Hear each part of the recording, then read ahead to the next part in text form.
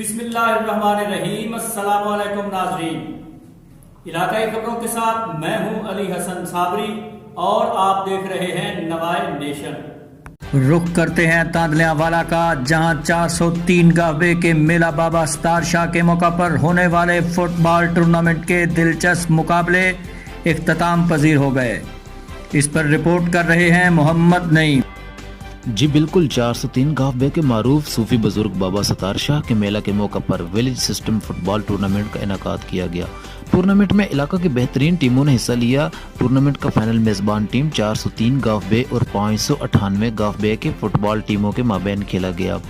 Final match کافی دلچسپ رہا۔ دونوں ٹیموں نے بہترین کھیل پیش کیا، ایک دوسرے پر تابڑ توڑ حملے کیے گئے۔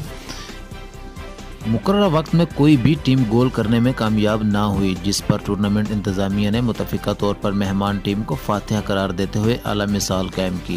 ٹورنامنٹ کے بہترین کھلاڑی 598 گاہوے کے محمد آزاد بلوچ اور میچ کے بہترین کھلاڑی کا ایوارڈ 598 گاہوے کے فیصل حسنین بلوچ کو دیا گیا۔